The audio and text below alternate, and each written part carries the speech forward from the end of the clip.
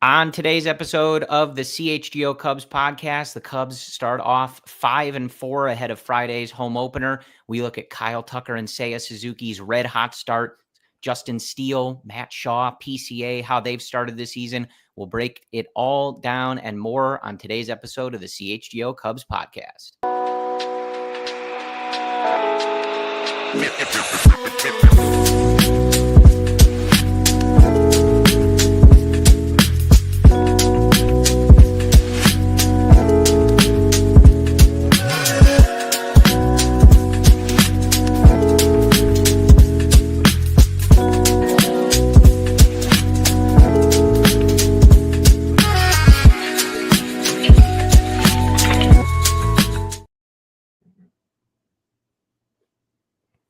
This is the CHGO Cubs podcast driven by Toyota. Let's go places and bet 365. Whatever the moment, it's never ordinary. Use code CHGO365 at sign up. Hello, everyone. My name is Corey. I am joined, as always, by Brendan. We are coming to you live on Thursday, April 3rd, our first live show of the year. If you are watching us live on YouTube, hop in the chat, hit that like button. And we are live on the CHGO Sports YouTube page today. We will be live on the new CHGO Cubs channel next Thursday at this same time. So just giving you a heads up. Brendan, so much to talk about. It feels so good to finally have a full week of baseball for you and I to come on and talk about. The home opener is tomorrow, a Friday 1:20 game at beautiful, historic Wrigley Field. The Cubs are 5-4. Kyle Tucker has a 250 something WRC plus. Is all right in the world for once? All is right in the world. They came back from a West Coast trip, 5-2 on that trip. Like, when does that ever happen? Cubs going to the West Coast and not just imploding, but thriving on their way back to Wrigley Field. It's been a fun week and a half, and seeing all the performances and some of the young guys perform well. It's been very enjoyable, Corey.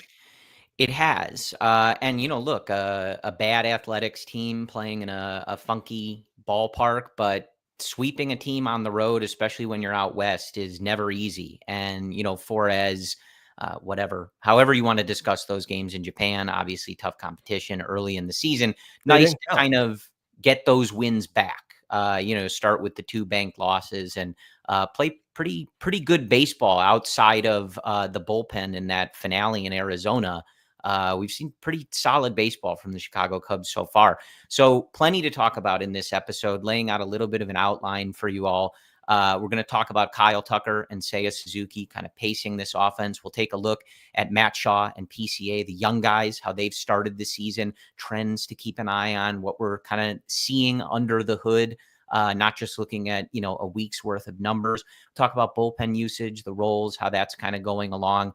Maybe look at Justin Steele. Obviously, he's got a few starts under his belt now. If we have time, talk about the improved play we're seeing from the catching tandem. I'm sure there's folks wondering how we're not starting the show. It's the Carson Kelly episode, right? We're just going to talk about Carson Kelly for an hour. Yeah, of course. Talk a little bit just about what we're seeing from this team in a broader sense. Even though it's a small sample, but a week of baseball, let's talk about it. But Brendan, firstly, I'm jacked for tomorrow, for Friday, home opener, Kyle Tucker's first game. Yes, I will be there. I will be at Murphy's with Cody and the gang, the 120 club beforehand. You sitting in the bleachers during the game? No, I will be in 216. Okay, you're going to be in the shade. I need Kyle Tucker to be familiar with where I am, so he knows where to find me. So I got to be in my seat. So when he turns around and does a little bit of a hat tip, it's to you and you only? Yes.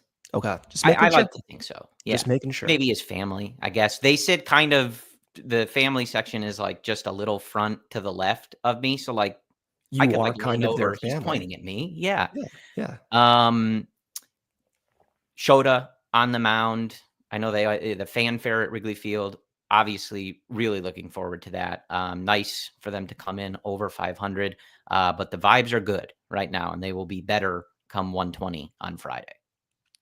Yes, they will. And to summarize the first 2 weeks for me, seeing not just guys from last year continue their progression, but layering that on top of Kyle Tucker.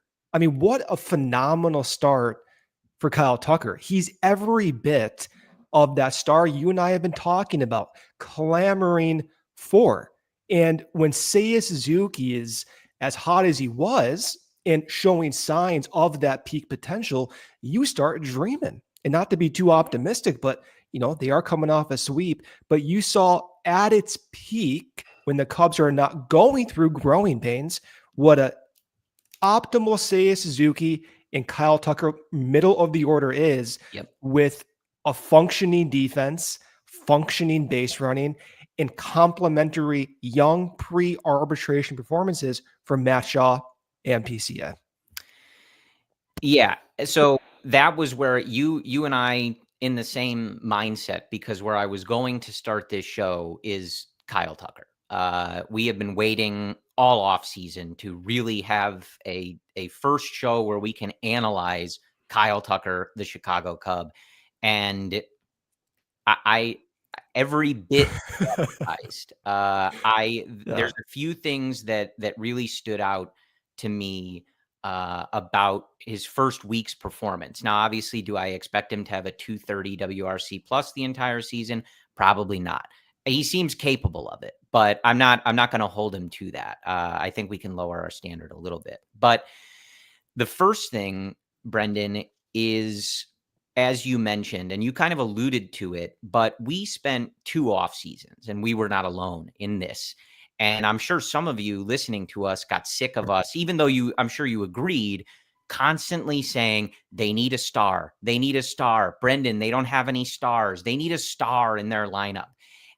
If you got sick of hearing us say that, you watch this last week of baseball and tell me you don't understand why everybody kept saying that and harping on that. When you look at this lineup, and you already brought it up with Seiya, how nice is it, Brendan, to look at what Seiya's doing, to look at what Dansby has done at the plate, for example, to start this season, and to look at those guys as complementary pieces to the bigger star, to the big dog in the lineup, Kyle Tucker.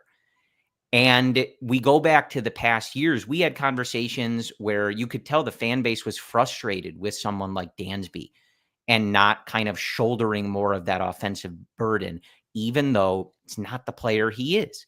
Ian Happ, another good example. He's a really good player, but has he ever been that elite offensive player? And both of those guys were batting third and cleanup for significant portions of the season. And that's not their fault. It's the construction of the roster. But when that's the construction of the roster, the fans and the team, it puts that pressure on them. It's like, guys, you either perform on offense or nobody's going to perform on offense. It exposes it, and someone has to draw the ire of the fan base. Yes. And so now with someone like Kyle Tucker, you're able to look at these other guys, I think, and just appreciate what they're doing more. Boy, doesn't Ian Happ look like a great leadoff hitter? He's not off to his best, start of his career, but we know what he's going to do. But it doesn't feel as bad. Yes. Yeah. Dansby has gotten off to a good start offensively. We noted even after those first few games, he looks good. He looks healthy. Yeah. Hopefully he's not playing through another core issue. And you're able to look at him hitting and go, great. That looks great in the, middle portion of this lineup. And we're not looking at any of these guys going like, oh man, where is the, slug and the star level performance going to come from? And even Seiya, who's been really good. He had a stretch, for a full year where he was one of the top 15 hitters in all of baseball. But now you can look at him and go, yeah, man, he doesn't need to be our best hitter. We can just enjoy him as an awesome 2 or 3 hitter, depending on where Craig Counsell is putting him in the order. I just feel like this first week was such a clear, shining example of who Kyle Tucker is and why that type of player is so important and what has been missing from this Cubs lineup. And there was a point last season where, although he broke his shin, the power was intriguing from him. The previous 3 seasons, he had 30 home runs in 2021, 30 home runs in 2022, and then 29 home runs in 2023. Last season, in just 340 plate appearances, 23 home runs. So the power did appear to emerge a little bit. as a 27-year-old. So when I see Kyle Tucker with You mean 4 the home, extended power?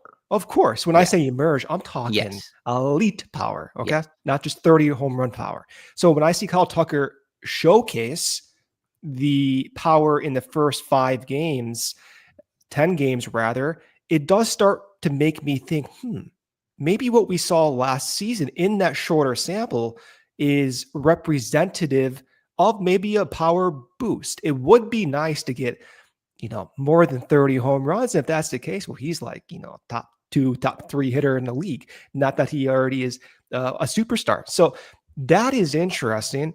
And it's the quality of at-bats too. Absolutely. You watch the at-bats, it is noticeably different. It's tangible. Every pitch has intention, the way he takes the pitches, the veracity of his swing. Even the deep fly balls look like they're going for home runs. And that even was the case during spring training. Everything about Tucker thus far has been exactly what you want and then some. And this is in addition to his ability to not chase at bad pitches and to make really, really high contact for a guy who should not have that much power. Those are the best hitters in the league. Yeah. You don't swing at bad pitches. You don't really strike out that much, and you hit the ball really, really far. He's the best at that, among the best in the league. I have been thoroughly impressed. He's one of those guys, he's good. He has the numbers to back it up. He's performed so well in Houston, but to watch him for your favorite team every day, it's totally different experience. And I know it feels like peak Chris Bryant during the 2016-2017 times, doesn't it? Every time he went up to bat, you expected some type of damage, or at the very least, a quality at bat that may yield hard contact or at least a walker on base. Yeah, I mean, the difference is that Kyle is somehow in certain seasons walking more than he's striking out, which is just, absurd. It's crazy. I know our guy, friend of the show, Matt Clapp, at the Blog Finds on Twitter, if you want to follow him, has been pointing out a lot, like how so many of even his outs are full counts. Like, he is not an easy out. He is causing such strife for these pitchers. And that's another thing. Like, you can feel this lineup working starting pitchers more to start this season, which is not something that we saw them do a lot. And so much of that is going to be a credit to Kyle Tucker, who is not going to bite on bad pitches. He's not going to let guys get away with stuff. And we saw it throughout that series in Oakland. Like, he'll take the walk. Let Seiya come up. Let Seiya do damage. He has the best chase rate in Major League Baseball right now. The best. 15%. The best. You don't see guys with that contact profile and power profile who have the best whiff rates. We're getting ahead of ourselves here, but we did have a conversation, and maybe we're not going to dive too much into it here, but like, if you're not going to extend this profile, this batting profile, then who are you going to extend? 100%. I don't know what else would meet the threshold for an extension. I think here's what I would say on that. I have two sides of my brain working on that stuff. The first is it's 2025 matters. We know he's here for the year. Enjoy it.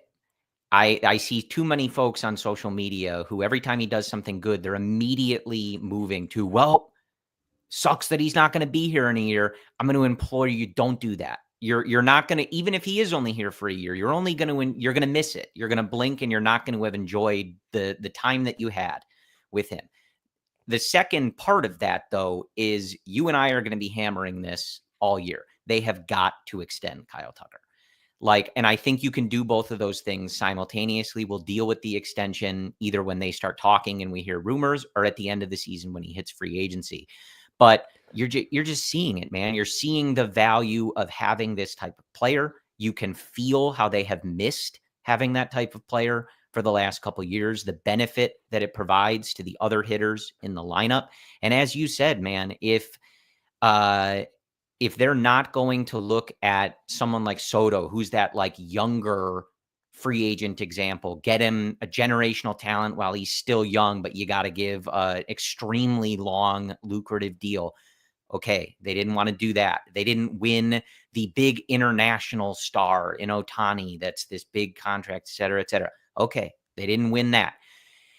if a guy whose age is where you'd want it to be, he walks sometimes more than he strikes out. He doesn't rely on traits that you expect to age poorly. He's not a guy who, like, if his legs, his speed diminishes, his game is just completely gone.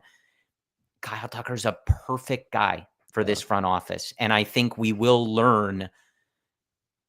Everybody's had a lot of opinions about this organization and ownership and management over the last few years. We're going to get a definitive answer when this Kyle Tucker thing happens. If they're not willing, as you said, Brendan, if they're not willing to do it, then they're never going to do it. We can just all admit and be done. Yes, this is their threshold. They are never going to get these good players on free agency. And then we'll move on. Glad to see our guy Niren here in the chat. I think it's our first comment for the year. And I echo this, though. We're going to hammer the extension because it's important and they should do it. But don't let it take away from your enjoyment of watching him now. 2025 matters. Cubs are playing well. He started phenomenally. Enjoy it. And we can have the, extension conversations. I think they can be separate thoughts. Yep. All right, let's go ahead and hit our first ad break here. We'll come back around. A lot to talk about. 15 minutes through, or barely making a dent. So let's go ahead and hit this for an ad break.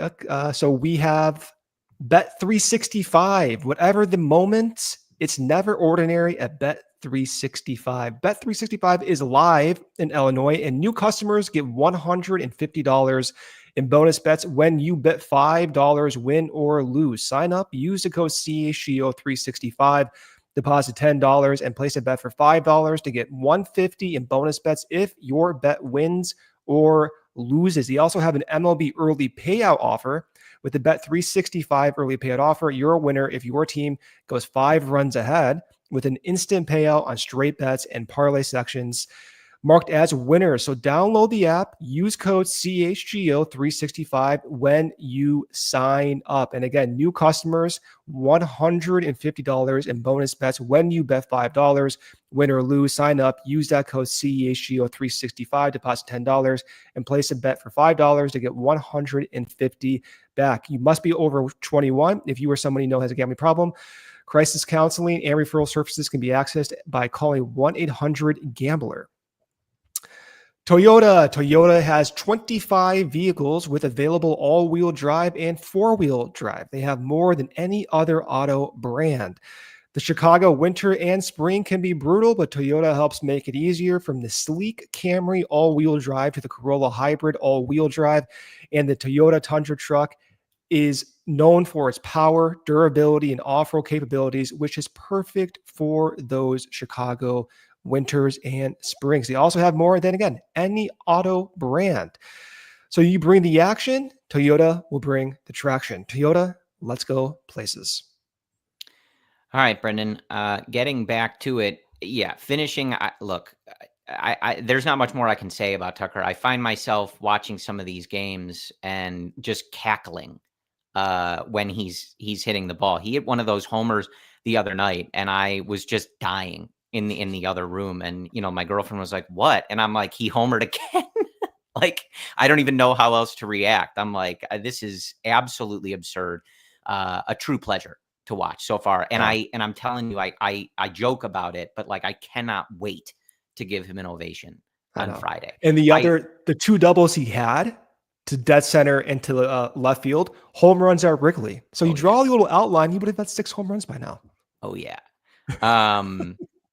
I joke about it, but I do like, and I know, Cubs fans are going to nail it, but for whatever part in his mind, look, if the Cubs offer $700 million and the Yankees offer 701, that's probably what wins, right? That's just how these things work. Somebody offers an extra year, whatever.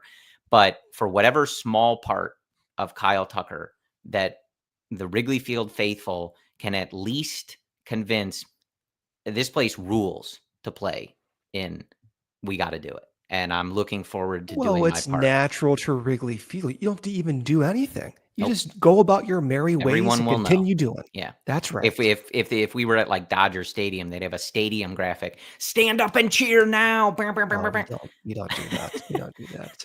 You don't do that I ever. do want to talk about Seiya too, though. And I will say, obviously, this is just the start.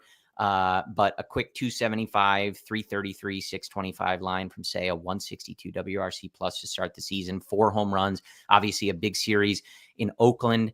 And my initial thing was like, at least this start, and of course, you know how he's played the last year, so very vindicating for those of us that have been a supporter and defender of Seiya from day one. You He's talking had about some yourself dark over there? days. He's had some dark days. He's had some slumps, and never wavered in my belief that he would be a good MLB hitter. And he's proving that right. And really great start to the season, and really great to see him building on the success that he's had. Got off to a slow start, but really seems to be finding it. And the 2-3 or however they're structured of Seiya and Kyle Tucker looks really, really nice right now as a threatening kind of middle of the order, beginning of the order, however you want to phrase that. And again, Brendan, it's not something we felt in a few years in terms of like, if you are thinking from the perspective of the opposing pitcher, like you want that portion of your lineup that kind of feels like, good luck, man, like good luck pitching to these guys, good luck getting through this. And it feels like the Cubs have found that version, at least for the 2025 season. Yeah, and for Seiya, we know the peripherals he has don't really match up to the peak production. So for Seiya, for someone who does not whiff that much, typically you don't see a strikeout rate at his level. So for Seiya, think about this. He has a whiff rate that's better than league average, but his strikeout rate is worse than league average.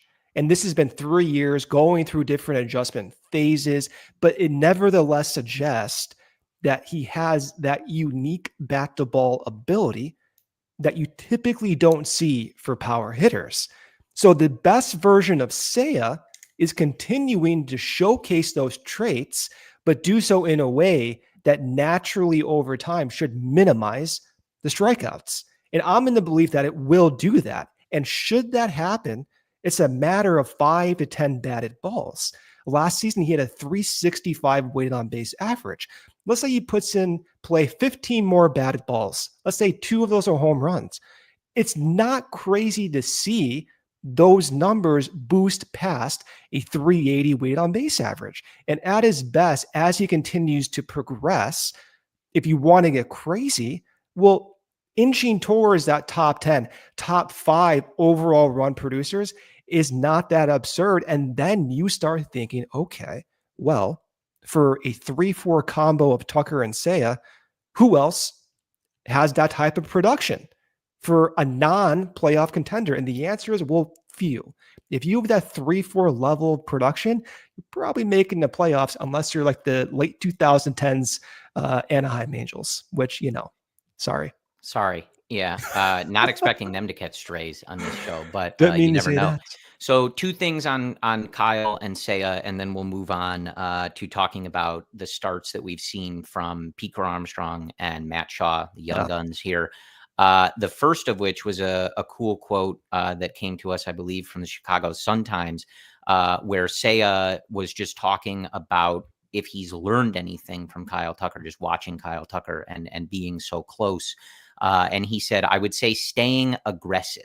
And you see it too. That's like one of the noticeable things I've seen. He's way more aggressive. Seiya went on to say, well, one of my characteristics is when I'm not going well, I'm too selective. So just keep the approach of staying aggressive. Yes, Seiya, we're all familiar. You get rung up by umpires on bad calls really frequently. So yes, we know that sometimes. Now, that's not him being too selective. He's right in those instances, but we're all familiar with Seiya's selectiveness. Love that. And yes, you can see that in Kyle Tucker's approach right away. He's not swinging at bad balls, but he gets in good counts, or even, we saw him not start the season at this exact same level. Doesn't change his approach. Sticks with what he's doing. He knows, and that's what makes great players great. They know that their approach and their mental kind of way of going about things at the plate works. And the key is just sticking with it. And we've talked about that with so many guys, right? Christopher Morel was a great example. He had a really good approach at one point, and he needed to stay with it, even when he was hitting the ball hard and it wasn't falling. What happened? He didn't. The strikeouts went up. The chase rate went up. He did not stick with that approach. Some guys can't do that. It's a tough thing to do. So good to hear that Seiya is kind of gleaning that from watching Kyle. The other thing that I liked was that we did see, because something we talked about a lot, Brendan, was how was Craig Counsell going to maneuver all of this.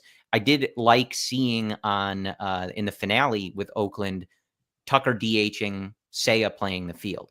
Not a big deal, but just something that we talked about. And it even came up when we were thinking about Bregman, right? Like, well, where do you put all these guys? How do you maneuver to take a day off? Take a day off your legs, Kyle. Like, you're hitting the ball well. Get in there, DH. We'll get Seiya some play in the field. And you can utilize those positions and the flexibility that guys have throughout the season, even if it's just once in a while. Good to sort of see that kind of usage of the roster and an emphasis on perhaps keeping guys fresh as we go throughout this season. So want to transition to the young guys that we will be watching. Pete Crow-Armstrong, Matt Shaw. Pete right now a 69 WRC plus, Matt Shaw 87. But for me, the statistics, their slash lines, not really what I'm focused on. I think from a broad perspective, and I know you have stuff that you'll want to dig into, I think they both look good, Brendan. They're obviously at different points in their career. Pete obviously has a lot more MLB experience under his belt, but I think they look good at the plate. I don't think they look overmatched, and you want them to continue taking that next level. And I know PCA, he was slamming his helmet in one of those Oakland games. I'm sure he he's slams his frustrated. helmet after each at bat, which I appreciate. But I'll be doing the same. I think their approach looks good. I think they're going to get there. And even not hitting the way he'd like, every 2 minutes you see PCA affect the game in a way that is very noticeable. I remember tweeting the other day, like, when are teams just going to, it's going to be in their scouting report, do not throw to second on a force if PCA is the runner at first. I mean, those plays are absurd. He is completely going to reconfigure the way infielders have to make their reads and make those fast twitch decisions, because you're not going to get him at second base if the ball's too slow. And we had that pulled back view from the one in Oakland, like watching him cover just an absurd amount of ground. With ease, too. With ease, a 45% catch probability that he's camped under. It's unbelievable. A can of corn. And Shaw, I think looks good. I think it's, he's relatively. Been thrown. Yeah. For a guy with no MLB experience, obviously limited minor league experience, I'm liking what I'm seeing out of him, in the sense that this is his first week and a half in Major League Baseball, and he's been thrown into the deep end. I think I'm digging the kind of path that we're on. So am I. Let's do this. I have a couple graphs with Shaw and PCA. I do want to hit this second ad break here. I don't want to go too much overtime. I'll come back around. I'll show the graph. I'll throw it back to you. A lot to discuss with Shaw and a lot to discuss with PCA. Yes. And before you do that, though, Brendan, I know our guy Gary Ross was in the chat asking about the CHGO Cubs specific YouTube page. We will be on that page next week. Same time next week, around 8 Central, we'll be live, and we will be on the new CHGO Cubs YouTube page. So let's hit our second ad break here, and we'll be back to talk about PCA and Matt Shaw some more. Okay, Sunnyside. Sunnyside Cannabis Dispensary is your home for judgment-free cannabis shopping, a place where all kinds of visitors are welcome to explore, discover, and purchase a wide array of high-quality products. It's your one-stop shop for all your cannabis needs. Sunnyside has an expert curated menu with over 100 strains to choose from, plus easy online ordering and in-store pickup, the best. Sunnyside is Illinois' favorite dispensary, with locations in the city, including Wrigleyville and River North, to the suburbs in Champaign, South Beloit, and more. If you're just starting out, Sunnyside has expert guidance and brands we know you'll love, like Good News and Mindy's.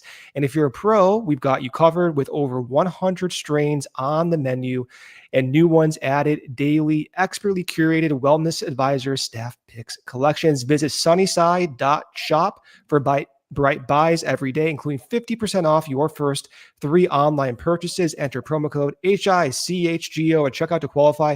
Exclusions do apply. Sunnyside Cannabis Dispensary, bright buys every day, only for 21 and over or Illinois medical card holders.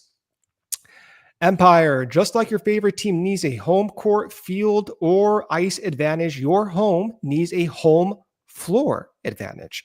Empire Today can help you get that. Empire Today has flooring experts, dedicated flooring professionals who focus on flooring every single day.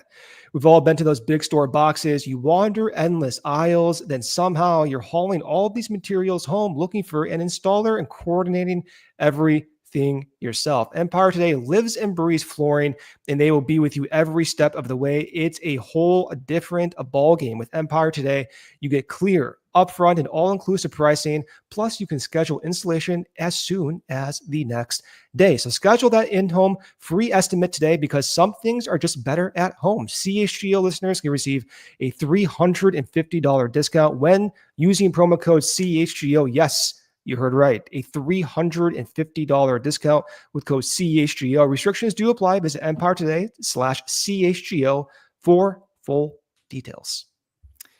All right, Brendan, let's get back into Matt Shaw and PCA. Let's do it. Again, yeah, relatively early. And, of course, like neither of them are hitting at a league average level through a week of games.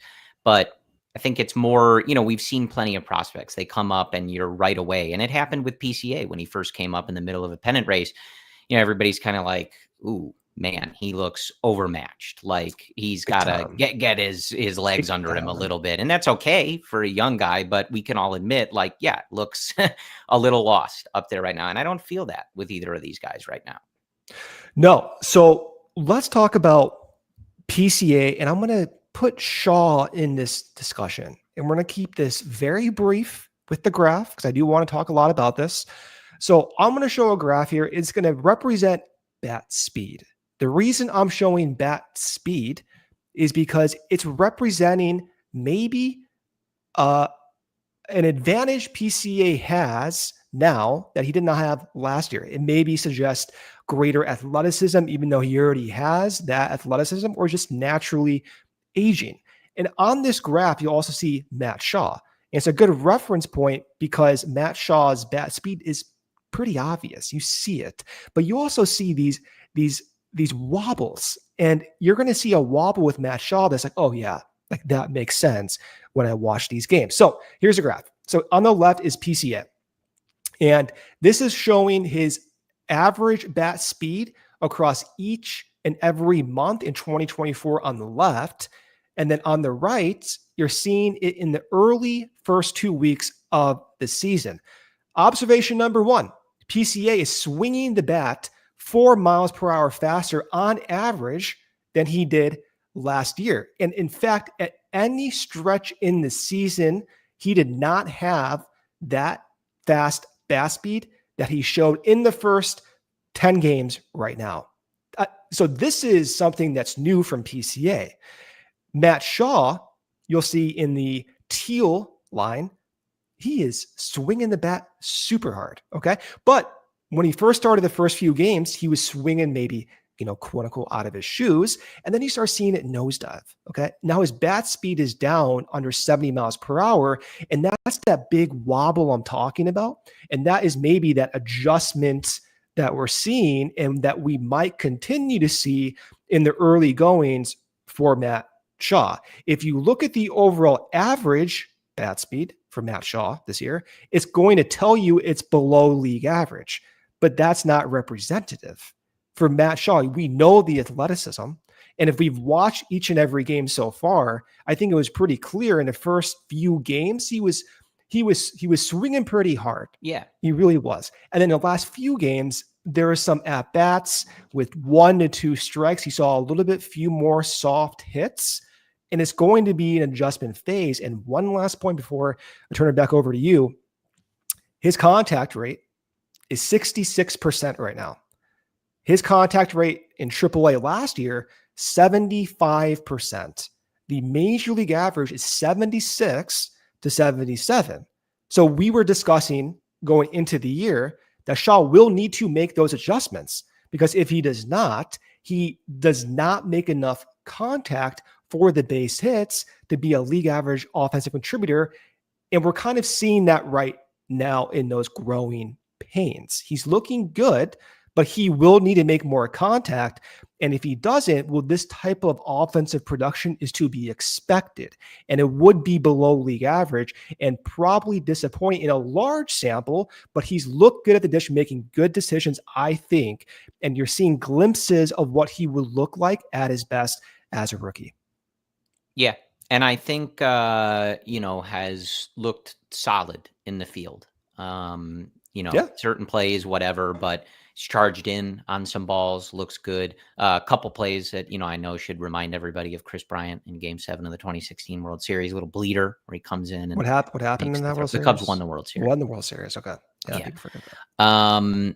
So I think those guys look good. It's early. Of course, it would be nice, for them to be like, everybody freaking out like, oh man, the way they started, they're going to win Rookie of the Year. Like, or if PCA is qualified, I don't even know.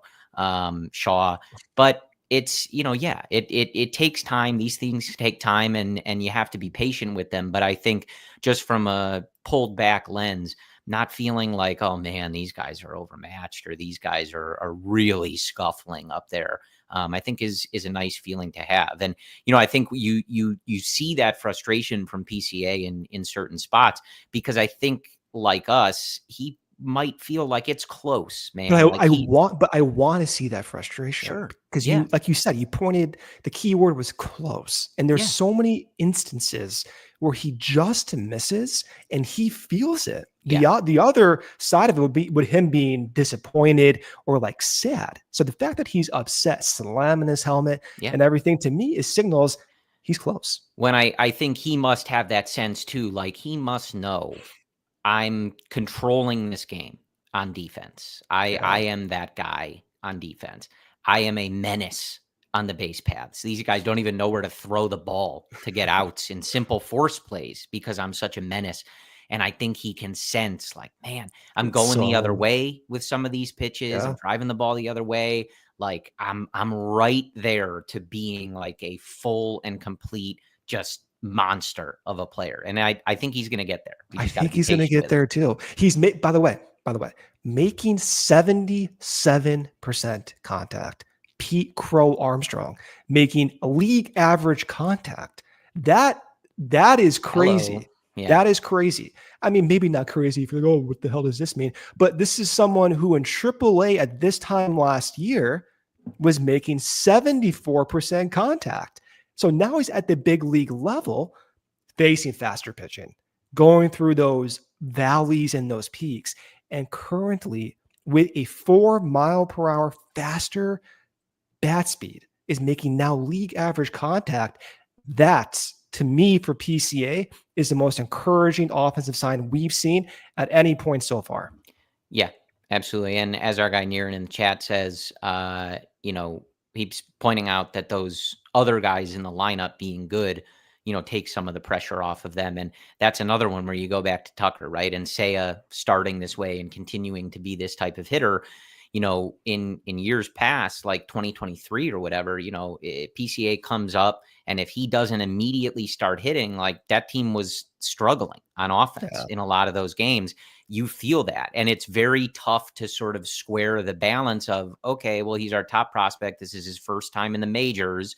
Like, we got to give him some time, with also like, yeah, but if we don't win this game, we're literally getting knocked out of the playoffs. Like, and with a guy like Tucker, let him do his thing, and you keep these guys toward the bottom of the lineup until they're, they've earned the right to move up, and there's not as much pressure on them. We saw that with, 2015, 2016, 2017 with those Cubs bringing up those young guys. And as long as you have those pace setters at the top of the lineup, a guy like Dexter Fowler, a guy like Ben Zobrist, Chris Bryant, Anthony Rizzo doing what they're doing, you can bring in those younger guys and let someone like Javi Baez succeed, fail, adjust at a different part of the lineup, because you're not relying on him. He's not the person that needs to be carrying this offense, and you can just let him grow, do your thing. JD even talked about it on the broadcast the other day, something we talked about with Javi all the time in relation to like Shaw and PCA. You want to be careful, like coaching the aggressiveness out. Like, let them. That's what Joe Madden used to say all the time. Yeah. Yeah. So yeah, overall, I feel pretty good about them. I mean, you'd love to feel better, but it's, I think, a solid start for those guys. It's also 9 games still. You Yeah, know, of course. it's still so early, and they've barely faced major league pitching to start Yeah. the season. We could be having a completely different Oh conversation in a yeah. week. Oh yeah. It's So possible for sure. it's these things certainly ebb and flow. But one more thing before our last ad break, I do want to talk about, and it relates to those guys. Like I've come away feeling very good about how this team is playing in some of those smaller areas, not smaller areas, but just other areas of the game. Like this team looks really good defensively. This team looks really good on the base paths, and That to those me is the one that stands out the most is the which base paths. mm, The force outs, extending innings. PCA did that in Arizona. yeah, We saw Matt Shaw force the issue as well. There was a game in Arizona. I want to say it was the Saturday game or maybe the game prior. But there were 6 runs that came after PCA extending the inning on a force play at second base. Next at bat, 3 runs came in on a bases clearing extra base hit. Previously in that game, you had Matt Shaw forced to throw to first base. Inning gets extended. 3 more runs follow. So 6 runs just from being a complete pressure builder on the base pass. It's those small marginal tasks that we have not seen the Cubs accomplish for years. And now Craig has his coaching staff. We got time watches over at first base over there. It feels different. It feels like there's a little bit more success with their attention to details. Not to say it wasn't there previously, but it seems to be more successful this year. So and far. look, we talked about it over and over again as something where it's like, obviously Tucker improves these things, but if you're not going to be the offense that, we use the quote a lot, blows other teams out like the great teams do. We're doing that now. So yes, that's true. But if you're not going to do that, if you're not built to do that on a game-to-game basis for 162 games, you got to win in those other areas. And it's, you can't change the players that easily in the season and stuff like that. But it's like, those are areas where like you can control to a degree, like being the better base running team, making smart decisions and forcing those issues in the right way. You can be the better defensive team. The Cubs have a lot of players that should be letting them do that. And at least so far in this season, that's the sense that I'm getting. Watching Dansby, Nico up the middle, PCA doing his thing, flanked by 2 Gold Glovers in left and right. Shaw looks solid at third base. Michael Busch has made great strides at first base in terms of the defensive player that he is now versus when he first started at first base for the Cubs. Yeah. And you just feel better about it. Our guy, Sean Caselli in the YouTube chat as well, saying like, at least to start, like it is an open season for base runners running on the Chicago Cubs as well. We'll see, if teams decide to do that or whatever. There was periods, last year where it was basically just like, we might as well have been at a track meet, like go. They can't throw anybody out.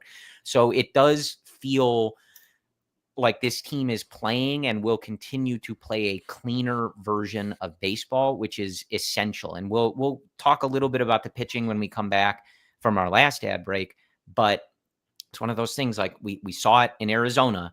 Like if you're going to be unsure about the bullpen, if you're going to play close games and need to protect leads, like the easiest way to win those games is, of course, to have a lockdown, 7, 8, 9 guys that just don't give up runs ever. That's the easiest way to do it.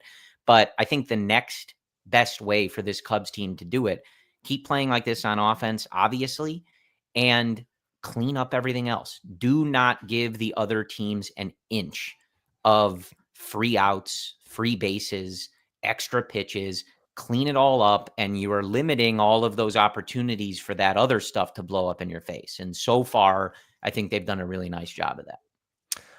Okay, let's hit our last ad break here. Talk about some pitching afterwards. Ryan Presley. We'll talk about Ben Brown. We'll talk about little Justin Steele. But first, from our sponsor, Game Time. Game Time makes getting tickets easier, faster than ever. Prices on the Game Time app actually go down the closer it gets to first pitch with killer last minute deals, all in prices, views from your seat, and their lowest price guarantee. Game Time takes the guesswork out of buying sports tickets. Take the guesswork out of buying tickets today with Game Time. Download the Game Time app, create an account, use code CHGO for $20 off your first purchase. Terms do apply. Again, create an account and redeem code CHGO for $20 off. I use Game Time to go to games, whether it be in Arizona for spring training a few weeks ago, whether it be on the West Coast at Chase Field. They're going to San Diego in 2 weeks.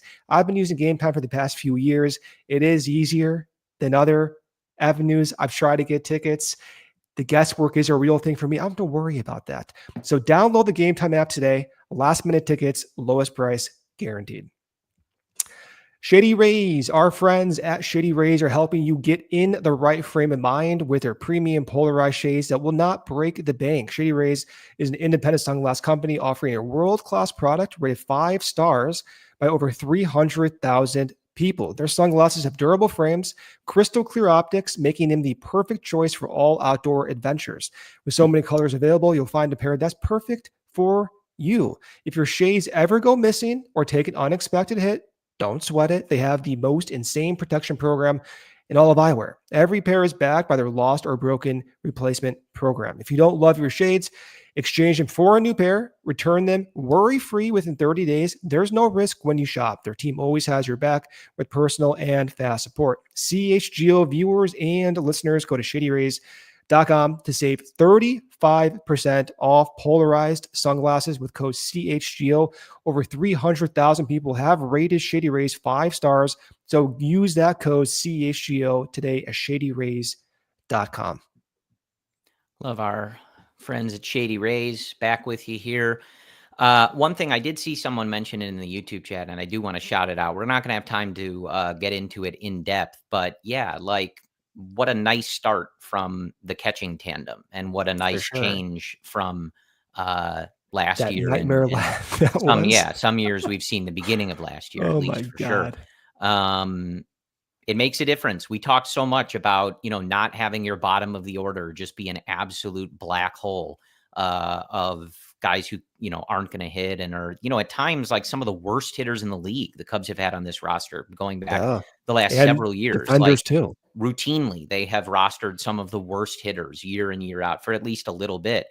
And, I don't know what to expect from Carson Kelly over the course of a full season, but like, even just being able to get in there and contribute like that, the way he has in a start every few days or whatever it ends up being, it's a huge game changer for this team to be able to mix and match those guys and get some production out of them. And obviously right now they're giving you more than just some production.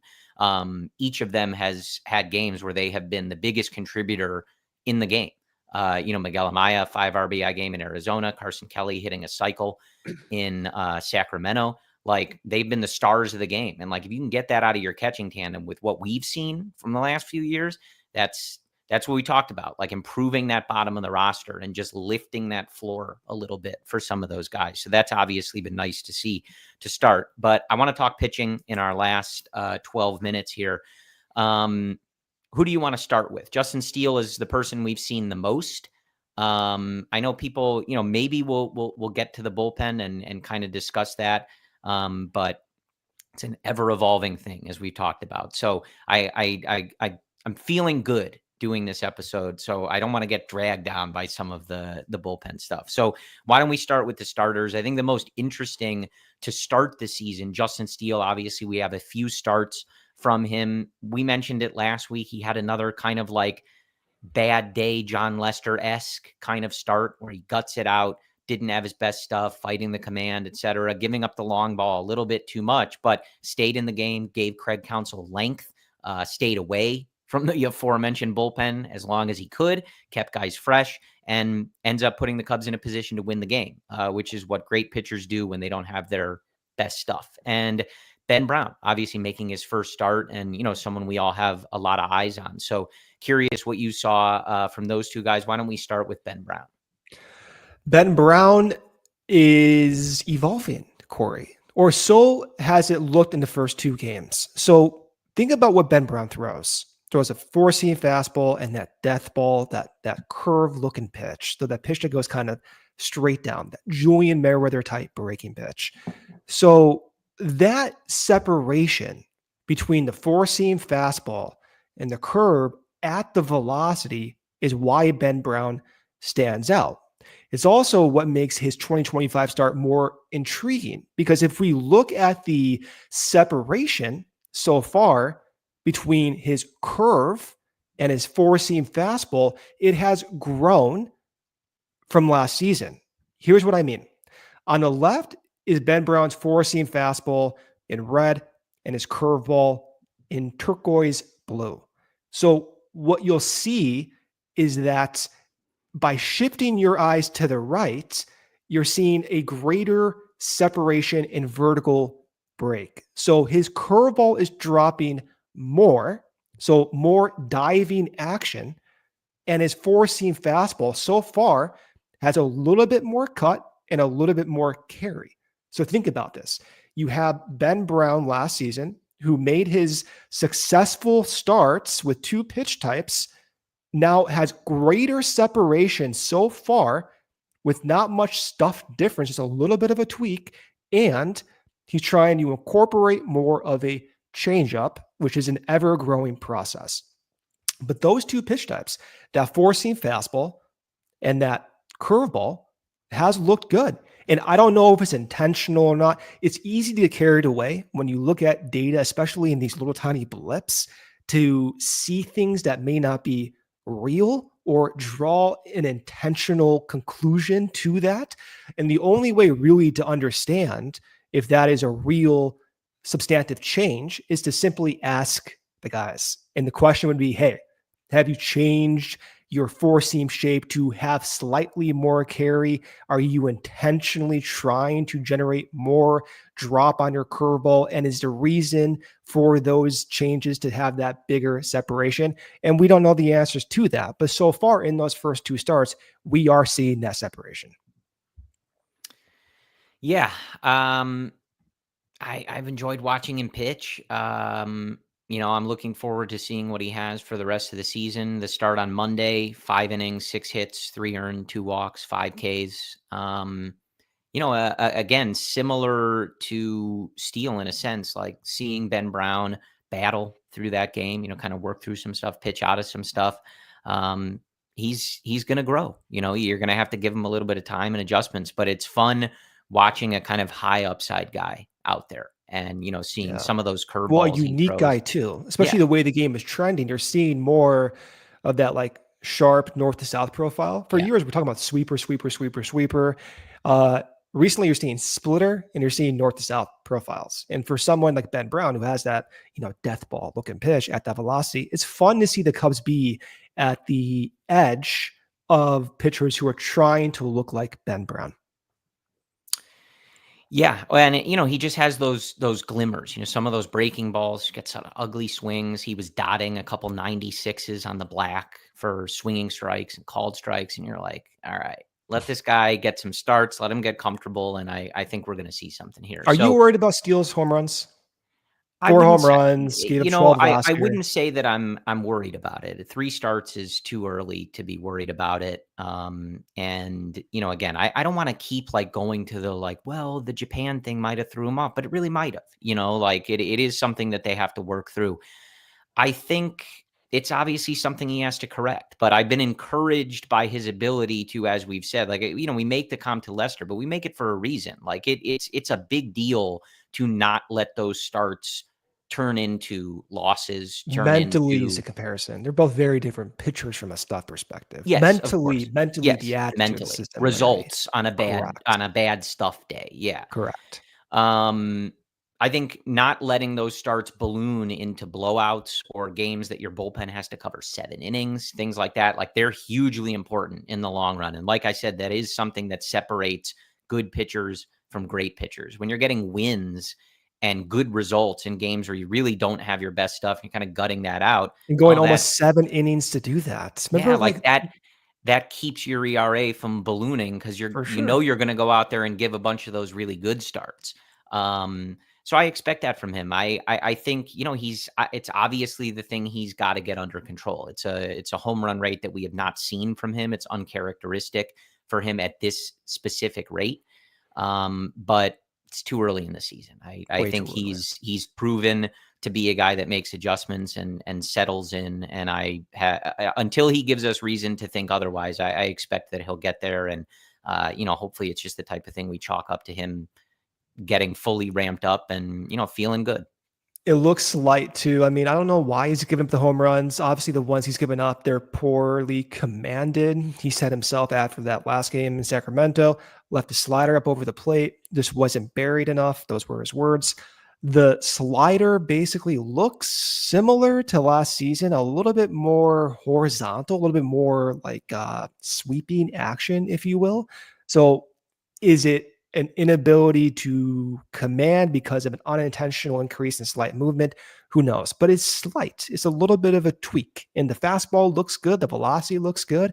There are many instances, many at-bats where like, oh yeah, that looks like Justin Steele. Yeah. My concern level is low. He needs to reduce the home runs, but my concern level is low that will continue at this rate. The only thing I would say is that he is in somewhat of a position that we talked about Kyle Tucker solving for the offense.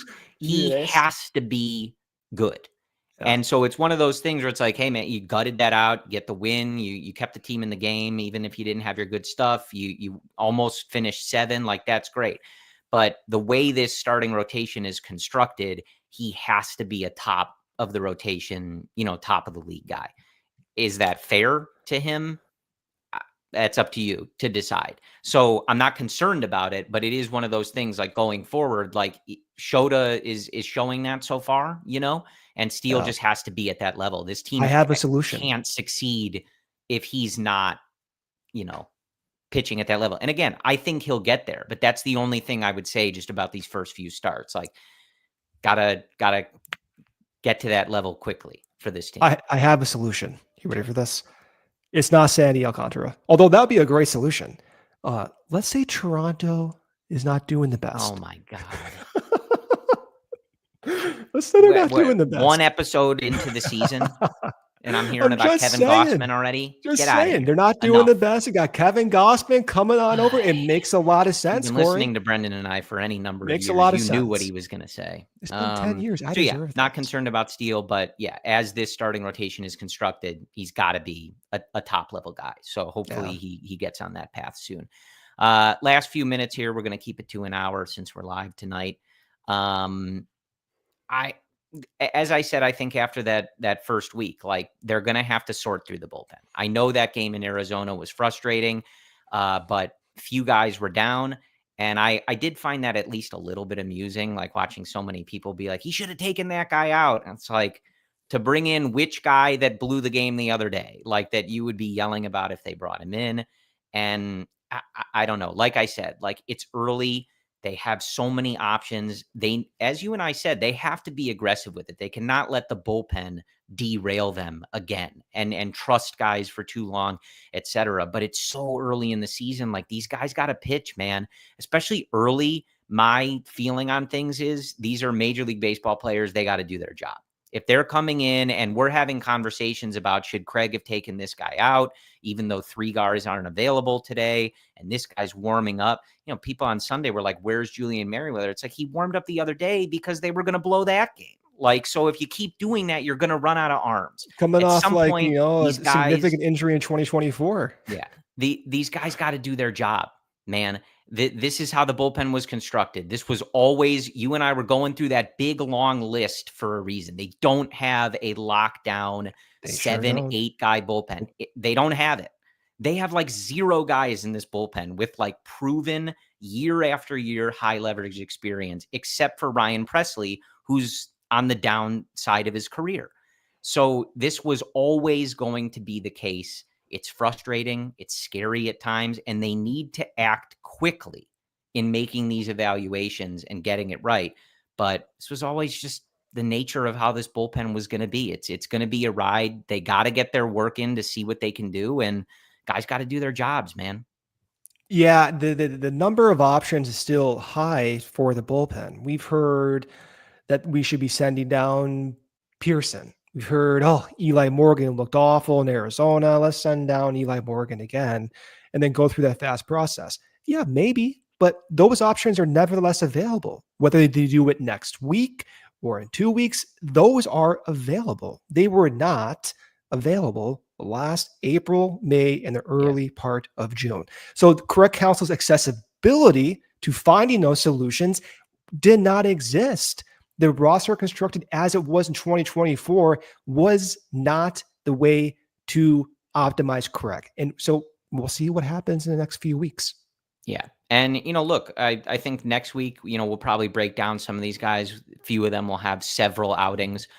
We can kind of take a bigger look at, what we're liking, what we're not liking. And again, that's not me saying like, oh, well, whatever, there's no right decision, but this is just how this bullpen was constructed. This was just how 10 pitchers who are just hit or miss, dude. It was always going to be like, they did not build a bullpen that has Emmanuel Clase and vintage Aroldis Chapman and, prime Adam Ottavino as their seventh inning man. It's not what this bullpen is.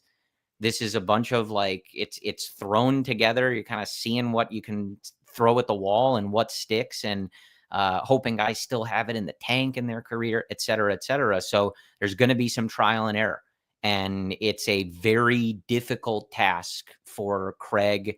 And I think this front office, who it's they got to get it right. You know what I mean? But they have to get it right. If they don't get it right, if the front office does not get this right, then they're probably not going to be back. So they have to get it at least a little bit right. So I'm with y'all on, being aggressive, staying on it, and like wanting them to act quickly. But I think we were always going to have to deal with some growing pains, and hopefully they get that out of the way and settle in. Certainly looked better in this Oakland series, and we'll see going into the weekend. You've got a very good Padres team coming to Wrigley Field. Sort of an early, it's early. It's going to be cold at Wrigley Field. It's barely April, but as far as getting a litmus test to kind of start things early in the season, like this is a good team playing in a very competitive division. Like these are going to be difficult games this weekend against San Diego. Let's see what Kyle Tucker and the boys have. 30 seconds here. A quick preview, then we'll end it. So we have Friday, 1:20. We have Shota on the mound for the Cubs, Vasquez for San Diego. Saturday, we have a 1:20 p.m. start time again. We have Boyd starting again, giving up no runs so far against Nick Pivetta for the Padres. Sunday, another 1:20 all around. Ben Brown back on the mound facing Hart for San Diego. San Diego has not lost a game. They are 7-0. Cubs are 5-4. Opening week at Wrigley. Hopefully the weather is not that cold. It looks pretty bad out there. San Diego undefeated, and somehow their World Series odds are like 0 because they're in the same division as the Dodgers. Couple housekeeping notes as we leave. Again, Brendan and I will be back with you same time. I think the Cubs have a lot of off days on Thursdays to start this season, so we'll be set at 8 Central for those live, breaking things down. And next week we will be on the new CHGO Cubs YouTube page. If you haven't heard about that, we have a CHGO Cubs exclusive YouTube page, just Cubs. We love our other teams at CHGO, but if you're the type of person that's only interested in Cubs content, we have a YouTube channel for that. Friday, 1:20 Club, our guy Cody Del Mendo in his happy place. If you're going to be at Murphy's or in the area, stop by Almost Home for post game. And vibes in the bleachers. I won't be there, but I have my own vibes somewhere else. 216. If you want to come say hi, you can. Wow. I'm very weird during the game, so don't be surprised if I'm kind of a weirdo. But aren't we all? And then Sunday, some of you have gotten used to Brendan and I on Sundays. Will not be us on Sundays. The regular CHGO Cubs crew will have you for the Sunday post game to break down the series, recap things, and Brendan and I will be on Thursdays this season. So that's all we have for you. We appreciate you guys tuning in to our first live show. If you're listening on your podcast feeds later, as always, we appreciate you've been with us for a long time. So happy to have you. One other note too. So the Friday morning. So this is what happens. Show is live Thursday night. Okay. That goes to Spotify, Apple within 30 minutes. So if you're used to Friday morning episodes, you're going to get them. They're going to be uploaded around midnight, probably Thursday at the latest. And Friday morning on your commutes, we should have an hour episode, day in, week out, all the time. Yes. So yeah, join the CHGO Cubs community. We're happy to have you. Brendan and I will talk to you next Thursday. Brendan, I can taste it, man. Ice cold Budweiser, hot dog, perfectly grilled onions. I'm ready, man. I'm ready. Right. And if nothing else, Kyle Tucker is a Chicago Cub for at least one more day. We'll talk to you again next Thursday. Appreciate your support. As always, go Cubs. We all silly like the mayor.